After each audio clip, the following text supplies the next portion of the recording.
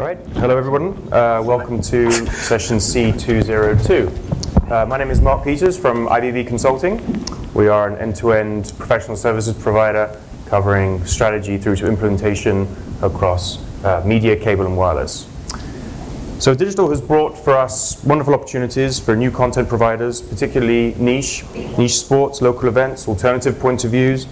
There's stories around them that have previously been unavailable. This panel today will discuss the opportunities to monetize some of these events, what models they're working with, and what technologies and platforms can help enable this. So to help us understand a little bit more, we have an amazing panel in front of you.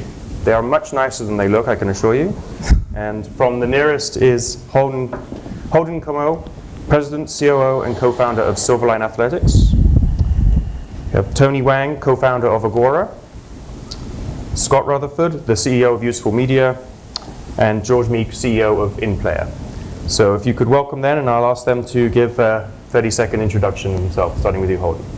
Hi everyone, Holden Comeau. I'm the co-founder of SilverLine. We're a content management company, and we help brands connect with active lifestyle consumers. We do that by working with endurance sport event partners who we consider to be publishers. So we partner with those events and map ultimately the experience of those users from registration to results.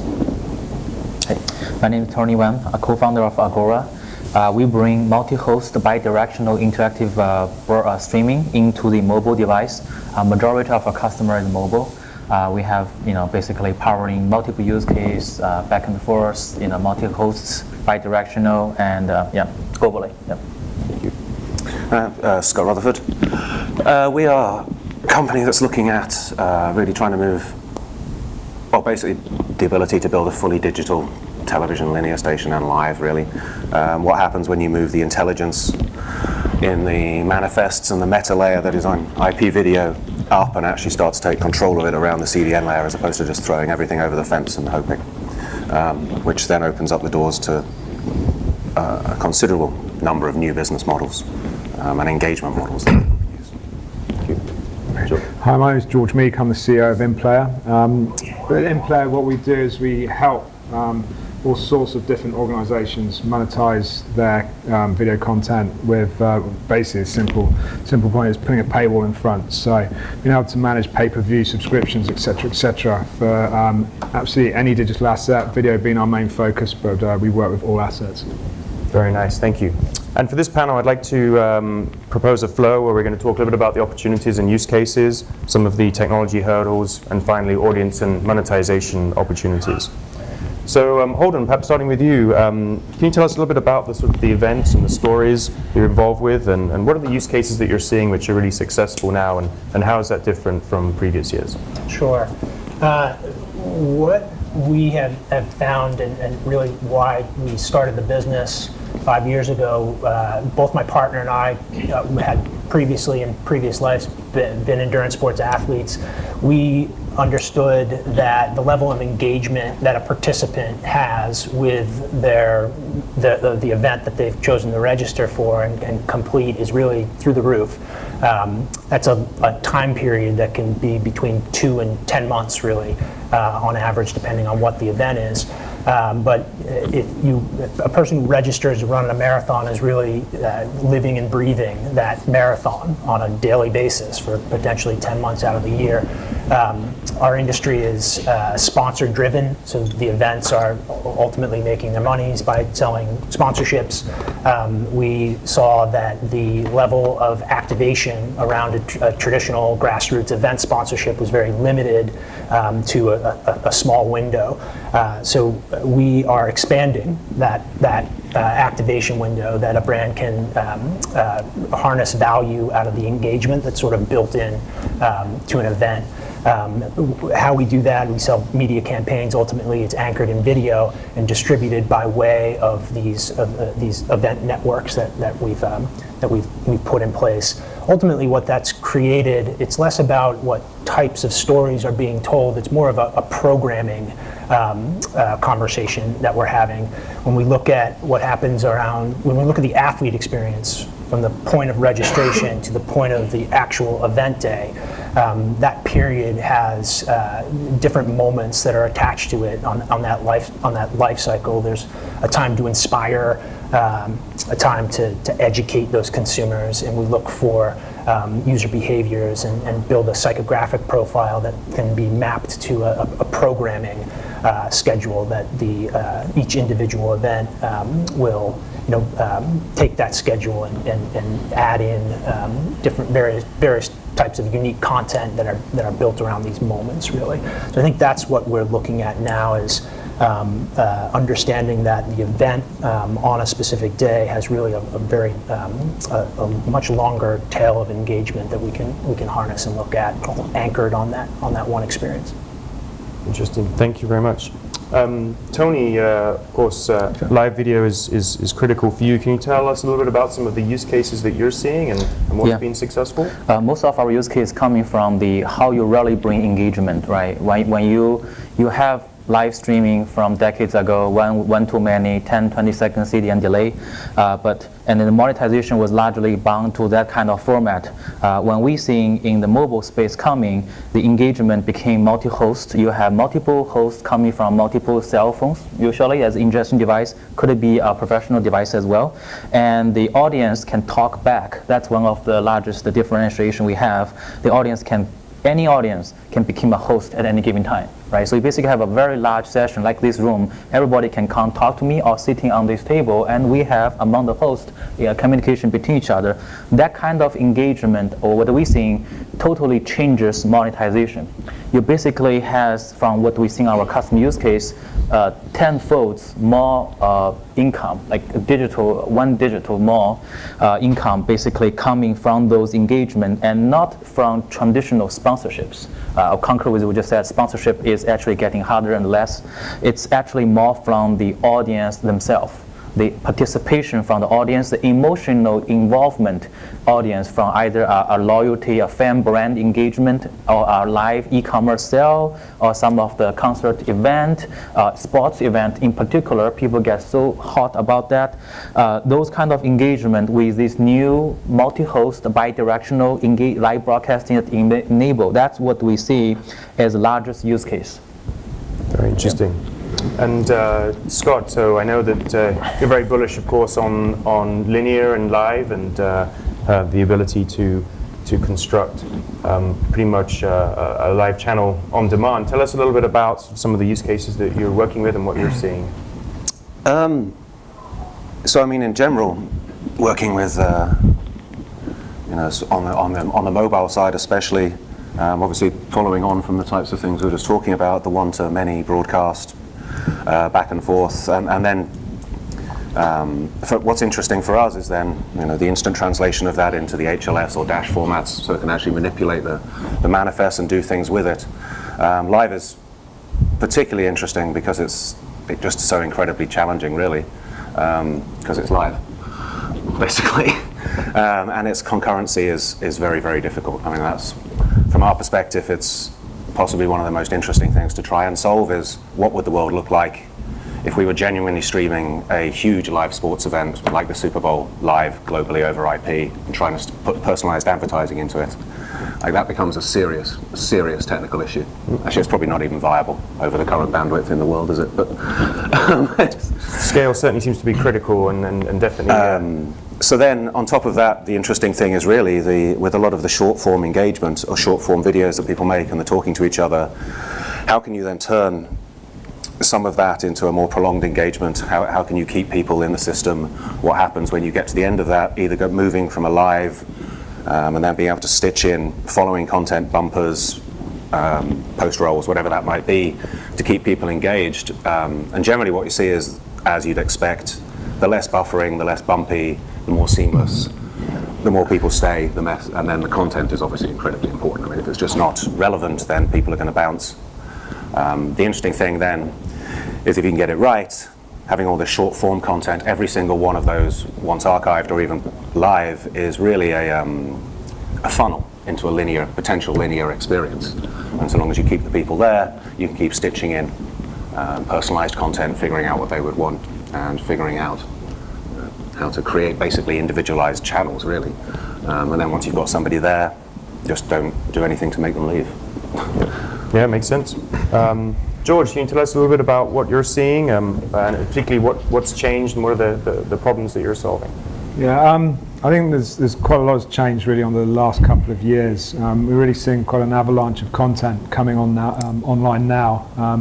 The reasons, and people have been happy to pay for it. The reason why, I mean, you now got Netflix, Prime, etc. People have no issues with paying for content, and the production of content, the internet is now the broadcast network, so you are getting broadcast quality content. So people are happy to pay for that sort of standard of content. The other opportunities and why it's happening as well is you actually have the ability to get directly to your audience like you've never had before. So it makes it very simple to market that content out.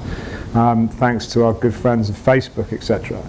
And then thirdly, and this is what Scott's obviously working on fixing, is making it very simple for those content owners. We work with a load of different technology providers, even for guys who provide cameras that come up on a pole so they can automatically record a basketball game.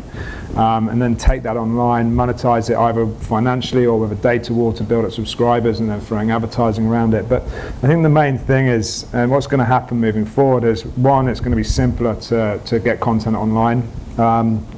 Two, it's going to get even easier to build the audience. And three, the quality is going to get better, so therefore people are happy to pay for it.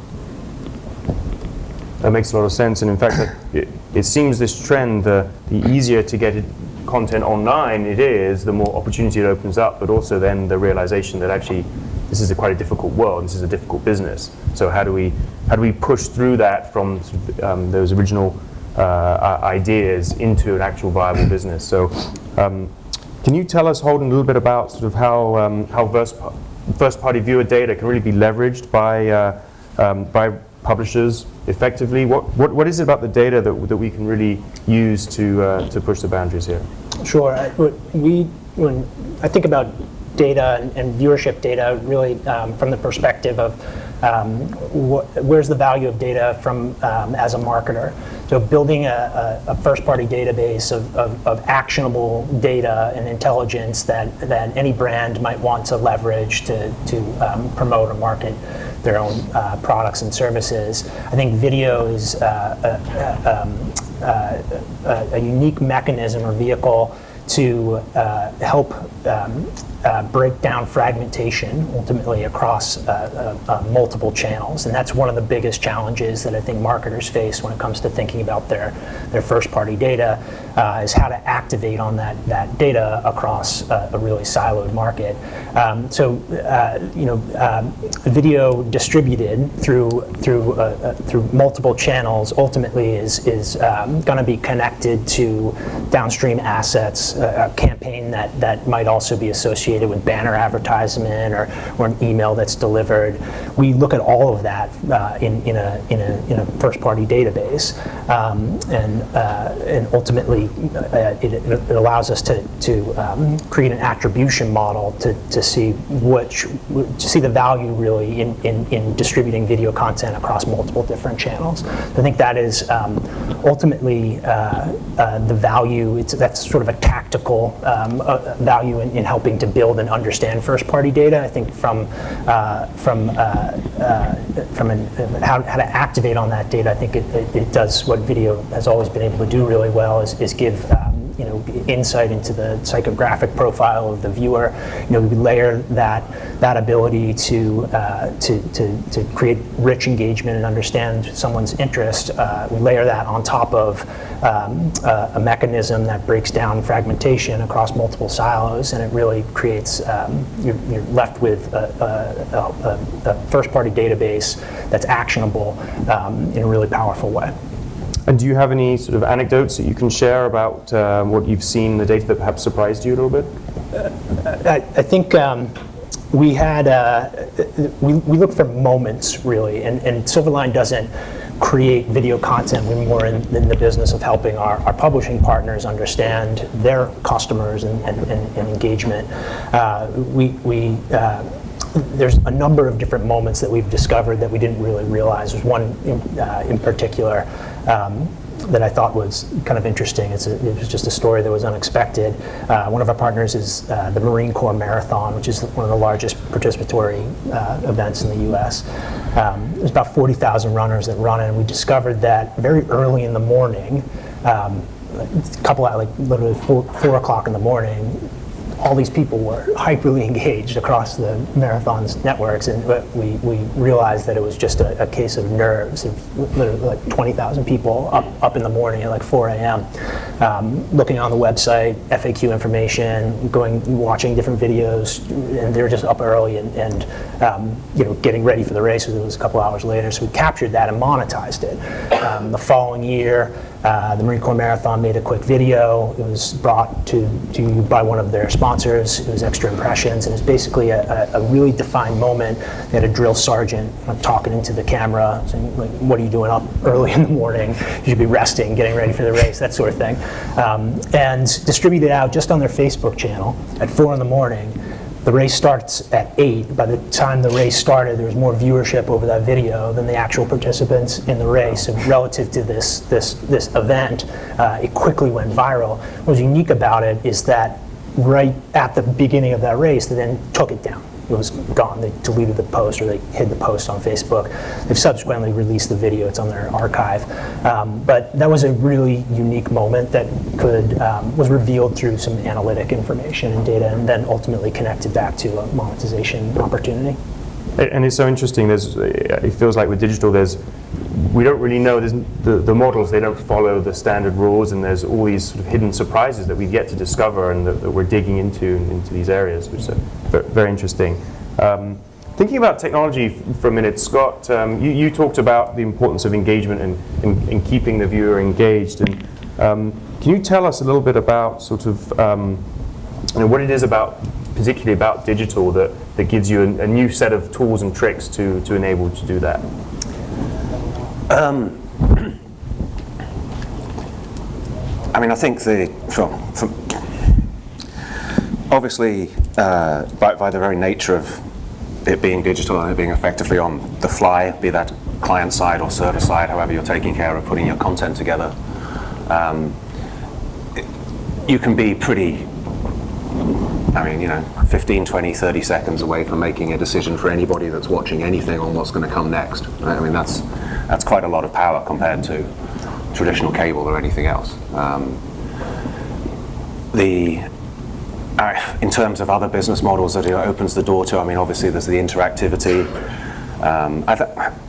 It's the ease of getting to these things, I think, is really the difference compared to what existed prior. There's probably a lot of things that could have been done, but they're just very hard. In a purely, everything I guess is digital, but in a IP-based, in a web world, everything just becomes a bit more fluid, right? So everything can become fluid across boundaries, across borders. Content can become fluid. Decisions can become fluid. And can you leverage data that's available to you to inject into that and make those? Yeah, so the data comes, the levels of data are everything, right? So in terms of the decision making, in what you're going to send to somebody's individual device, the on-the-fly decision-making can be down to the rights management, so you can literally be showing different people different things at different moments in time because of your rights management around it. If you've got feedback from the players, you can be deciding really based upon their network and the device exactly the quality of stuff that is going to be sent to them. And indeed, you could even make decisions upon, therefore, which content was sent to them depending on what quality of content you've got available. If you're in an adaptive streaming environment, I don't think you'd ever do this. I don't know why you'd encode one set of content in a low rendition set and one in a high rendition set, but you could literally go as far as decisioning then on what content gets sent to which person. That's a publishing decision as opposed to a personalizing decision from a monetization point of view. And the same thing coming back the other way. You're talking about getting data. Obviously bounces. You can start tracking all of these things. You can treat video content, and even, as I say, if you be that a VOD thing, and hey, here's the collaborative filtering aspect of people who watch this also watch this, down to activity data, which is, I know that you did this, therefore we can analyze what you did against other people and say, therefore I predict that you might like this. And then once you're in that funnel, obviously we can learn pretty much on the fly, and then pump that into machine learning or whatever else. I mean, you can basically treat video like you would A/B test a banner ad. Or any piece of content on a website, right? It's just an equalizing thing, and especially with the manifests and the way Dash and HLS are put together, it is actually moving everything conceptually into a text-based meta layer, which to my mind makes video exactly the same as any other piece of content that's ever been on the web. So therefore all of the same tactics apply, really.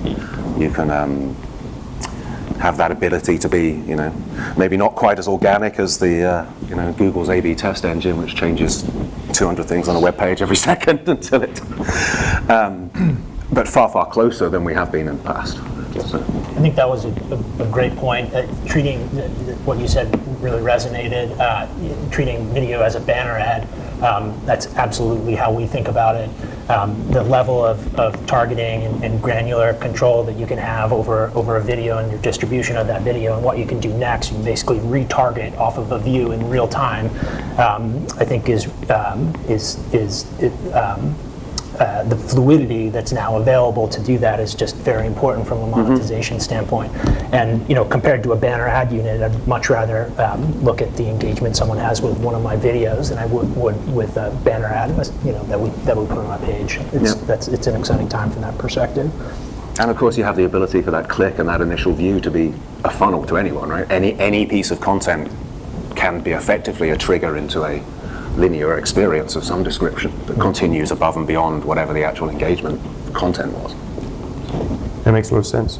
And George, when your customers approach you, what are the technical issues that they're bringing to you? What are they frustrated with? What are you helping them? There's a big mix, actually. I mean, we have a whole sort of, we have from big broadcasters to individuals who have yoga videos and they want to sell those. So, a massive mixture of clients. I mean, we've even got a dentist who's monetizing root canal, but he's selling that video for $2,000 because it's very specialized. And luckily I had a voucher, so anyone wants root canal, I'm pretty good at that. But it's interesting because the problems they have is you say, well, firstly, I want to monetize this piece of content. Most people already have a video and a distribution solution in place. If they don't, we actually are now working with a number of partners just to provide that and make it simple. So you don't have to worry, just give me the content, we'll get it up and running. The next thing is understanding is support. So, and as soon as you start to monetize a piece of content, you're actually going to be dealing directly with the end user. And you'd be amazed how many people can actually put a credit card number into a box. So it's essential that we look after those. Being global, then all the different languages, and then be able to support them on a multilingual basis. And then also 24/7, because content around the world, it never stops. It's also been having a right interface for them. So we try the best as our business to have a 2-click as close as possible to Amazon to make it very easy for people to buy. That then gives high conversion rates and actually makes the events profitable. The other thing is people are incredibly bad at paywall in respect that their time to market normally is like, oh, we've got this piece of content, oh, 3 days time it's going live, oh shit, should we put a paywall in? So you sort of, their chances of being successful are 50-50 because it doesn't necessarily give you time to market. We've got a local client here, Barstool Sports. That was quite interesting when you're talking about monetizing local content. They had a hillbilly boxing event in Pennsylvania, and it's a barroom brawl. There's no actual real name boxers, but Barstool Sports, again, they're a very viral business. They're very good at social media, so they put the paywall up within 2 days with us, and they put this event on. It was a Friday night. It was popcorn beer night. Everyone's home from the pub, something good to watch. I think one of their reporters was in one of the brawls. A 2-hour event, tens of thousands of subscribers. They probably made 20 times more money on that than they would through normal advertising. But again, that's a local piece of content without a single famous piece of sporting content in there. Yep. And then you've got the other side of it, someone like Conor McGregor, who decides his middle name is pay-per-view. And he decided that he's going to monetize an interview of himself. Again, that was interesting because this is about scale that these guys talk about. So his way of promoting it was like putting on Facebook Live, getting his Facebook audience, and as soon as the main event was starting, it's cut that Facebook stream, redirect to the player. So then what we have to manage is tens of thousands of people coming in and looking to transact at that time. So those are all some good examples of what's going on. And do you think that there has been sort of an underestimation of the associated support that's required behind a facility and a paywall like that? Thinking about the sort of how users can be really hopeless at putting in credit cards. Yeah, I think it comes from my original point. There's this avalanche of content coming on. I've worked in this industry for a long time, so I expect it. And you think with these content owners who are digital, and this is ultimately a TV experience now. What you can use with our software and all the OVPs, etc. You can create Showtime. There's no reason why let's say Floyd Mayweather can just do his own broadcast online and pocket every single penny. And we do have the networks to support that now. And then maybe not the Super Bowl, like you said, but and you're right on the support side. We're fortunate that we've had 5 years of experience, and we're growing our support team. We have 5 years of knowledge of what goes right with pay-per-view, what goes wrong with it, and subscription as well, what people have with and managing all that. You also have to look at managing refunds, managing if there's a problem with the stream, where does that then hand off, who manages that versus the customers. I mean, we did, this is again the mixture of marketing, social media, and where they come together. We did the 5 Nations rugby in the US and Canada. It's a lot better than American football, but we won't talk about that. And one of the streams had an issue. This wasn't our side of the manager, but we were supporting it. So our support team immediately got onto the social media. So you had these people screaming, like, I can't watch this rugby. And straight away, the support team on that blog or on that feed on Facebook or Twitter saying, we're fixing it right now. Straight away, people stop complaining. Straight away, people realize they're getting looked after. And immediately, you're reducing the number of refunds and claims by probably 95%. Oh. So that's even like social support is key to this. Yeah, that's super interesting. And Tony, so you were talking before about, I think you mentioned sort of 10 times more income. Yeah. Tell us a little bit more about that, and can you share any stories around that? Yeah, I mean, I'll actually take George's example, right, at the bond fight. That's very interesting because that's very social, that's very user-generated content versus ESPN production, right? So in our case, you would think about the same fight, but you actually have multiple angles. The customer's cell phone can become the ingestion device, and the player, the boxer, can actually have the pre-game engagement with the audience, right? And with those things, the audience can start giving. I mean, what we see in the apps, because we're mostly in the social media app, right? We're more like a mobile and the global space. We mostly see the virtual gifting, the virtual tipping, right? Like some of those would be pay-per-view and or e-commerce, right? When we didn't realize at the very beginning. The challenge is actually on the biggest unknown, which is internet. Then you add on the mobile, which is mobile last mile problem, and then all kinds of Android device problem around the world. You put those problems together, and what we didn't realize at that time is when you bring down the delay from traditionally 10-20 seconds of CDN caching streaming to about 1 second. And when you bring the audience to participate, the monetization model totally changes, right? A couple of our major customers, they are only 1% of their income was from sponsorship. From traditional sponsorship. 99% was really coming from the audience participation, whether it's e-commerce monetization or more content angle, let user choose different angle of the same fight, right, with VIP subscription, or it's basically just like, hey, I'm doing a performance, like you have a Marine talking about his story, people get moved, oh, this guy is my war hero, and here, let me give you 50 cents of virtual flower. You think 50 cents is very small, but you think of our audience is mostly on a larger scale social network, so you're talking about 100 million kind of audience in an app, right? And that's probably 500 people moved by your story, and each give you 50 cents. you take as an operator, you take a cut of that, right? And that actually became very interesting because now the host of the UGC content is very extremely motivated to perform, to actually getting better, to actively reach out, to engage, not just on your platform, but on their own social network, and bring the people over to your platform. So that's what we're seeing. Actually, we're seeing about 15 times increase on one of my customer, which is Momo, one of the large social network in China. And their market cap raised about from $2 billion to $8 billion within 8-9 months, right? We also seeing the widespread of adoption of this method. Our SDK install base, we passed over last 12 months, we passed 600-700 million install base, right? So all those tell us, there's a much bigger space out there when a lot of times you don't really need that 4K quality. What you need is that engagement. What you need is bi-directional, the participation, that audience feel they are there in that event. And that creates you a lot new monetization and a lot more data you can analyze, right? So that's what we're seeing. Very interesting. So it seems that a sense of participation and a sense of sort of belonging in this community as part of that event or a part of that is critical for everyone. And be able to participate, right? Be able to participate, and when you see something, respond is immediately, instant, right? And you can be switched on as a host immediately. In an e-commerce setting, right, we have a celebrity selling lipstick. She sold 50,000 lipstick in 1 hour. The reason very simple. You have celebrity here, and then we remotely bring on the remote host, which is the manufacturer. I think in this case, I think it's Maybelline, right? And then you tagging some user actually just bring into it. Hey, you get a free lipstick. What do you feel about it? Or have you used it before? What color you like, right? That kind of think about this. At younger audience, college, who watching Home Shopping Network, still, right?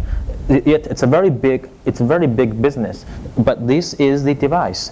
5 years ago, I would never imagine myself watching Netflix on this device, but this is all I use right now, right? So you got to move towards new device, which is mobile and on a global scale. That like your theme event, extreme sports, there might be so many people out of the United States interested. So how do you get them participate with the paywall he's talking about, right? With those kind of engagement, you bring them into the thing. So now all of a sudden, your sports athlete has a global fan. That's important for him. Engagement is as important as the platform operator, content owner, as to the host who actually want to grow his own base. Yep. Yeah. Super interesting.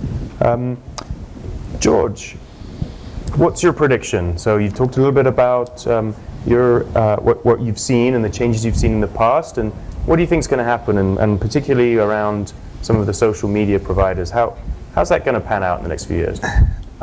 It's like going back to, this will sort of, you think about whether social media or the social networks actually help the publishers. Yeah, they help the publishers in some way and they don't in others.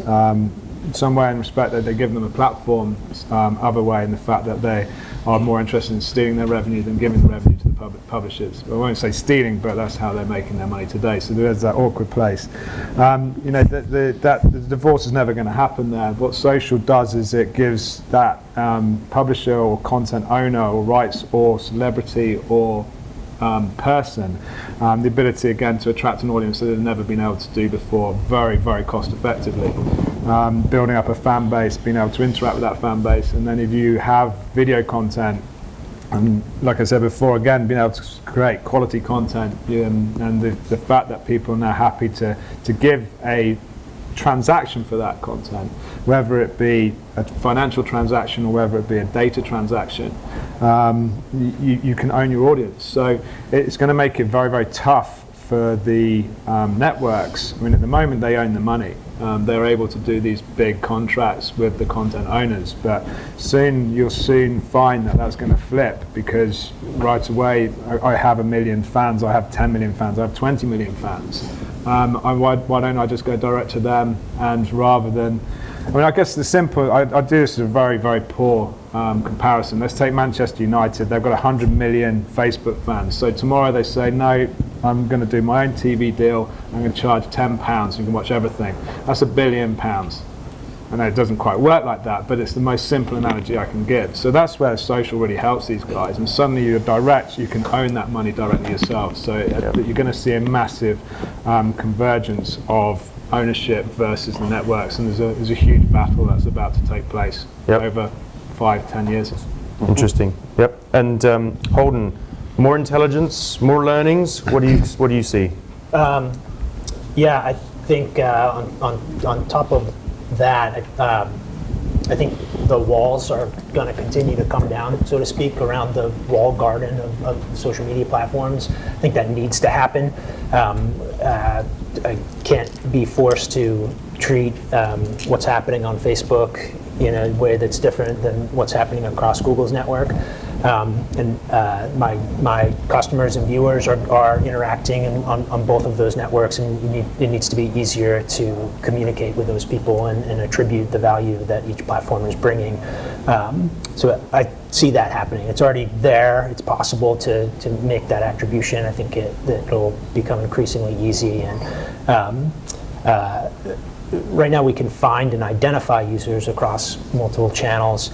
Gaining additional insight on who those users are and what their experiences are like on those social platforms is a little bit more of a challenge. So I would like to see that become a little bit more accessible. Very nice.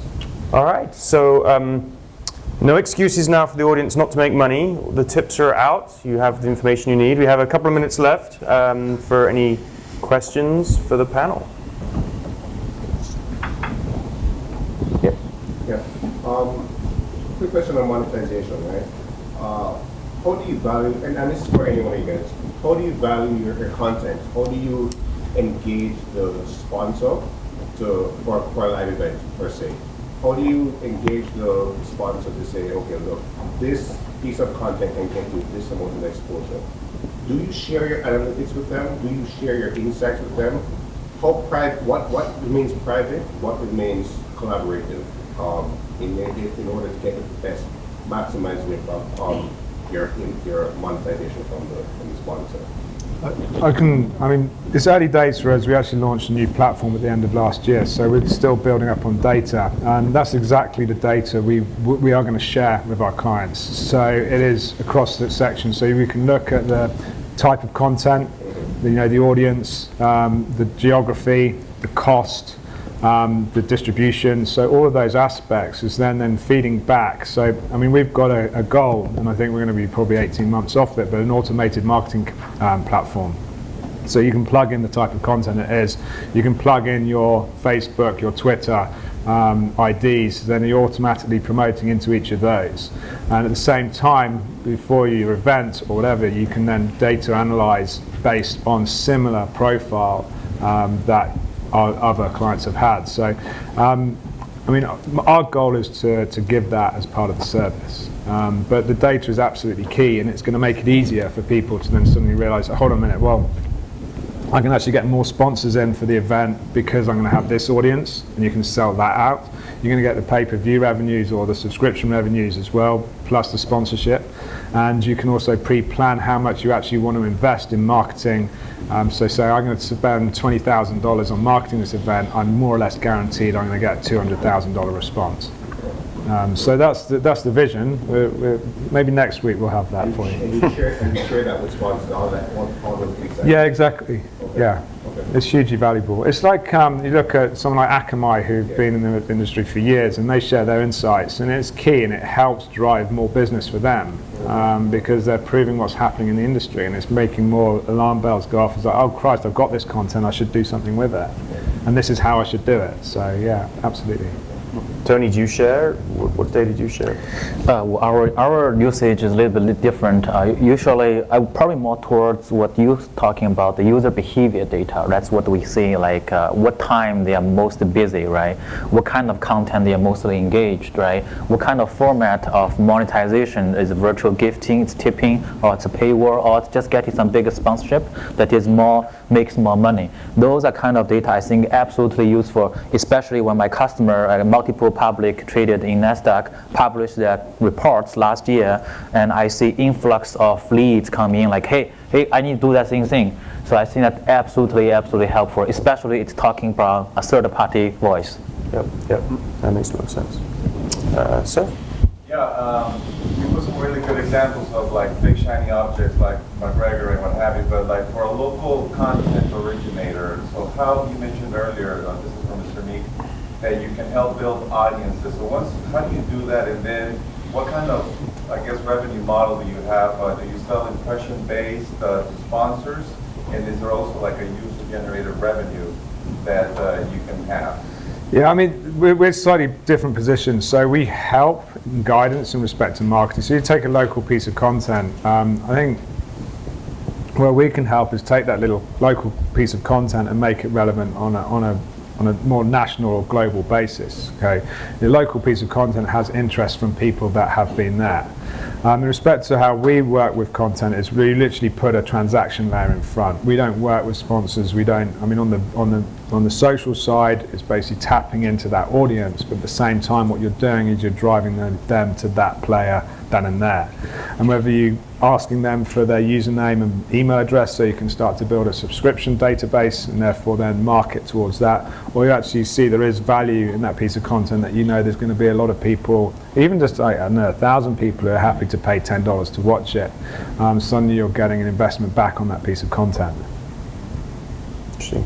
And I think we just have 1 minute. I think there was one final question here. Yeah, you were mentioning folks with large followings going direct, kind of over the top. Do you have any examples of folks that are doing that now that you think are good early indicators of that? No, I mean, Conor McGregor is an interesting example on that, but I mean, he's in a massive locked up contract, and I think he got in a lot of shit for doing what he did. But I think within the next 12 to 18 months, you're going to start to see it happening. There's no really big names out there that are doing it yet, because the networks still have the big checkbooks. But as soon as there's a conversion that's going to happen very soon. I mean, there definitely is some big people. I know one of my customers is working with an artist who's got 60 million followers, right? And he's just cutting everything and taking it all on himself.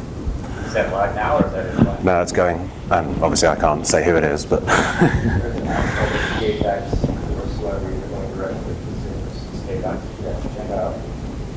and from speaking to other content holders as well, I know that there's a lot of thought out there about how to build their own digital stations or channels, etc., because they just don't want to do deals with Netflix, Hulu, YouTube, Facebook, whatever else, because it's their content, and well, yeah.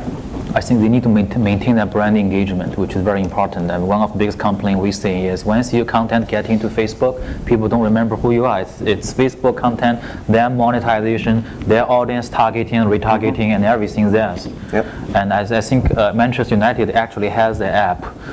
It's subscription-based, right? It's just not there yet, but I totally agree with you. It will go in there. Yeah, well, they haven't removed it from other places. Yeah. Right? I mean, that's the cutting. It's saying now we're going over here, and this is the only place you can see it. Yeah. At which point they can get $1 billion overnight, probably. Yeah, probably more actually. No, I know. It's just an easy maths. Yeah.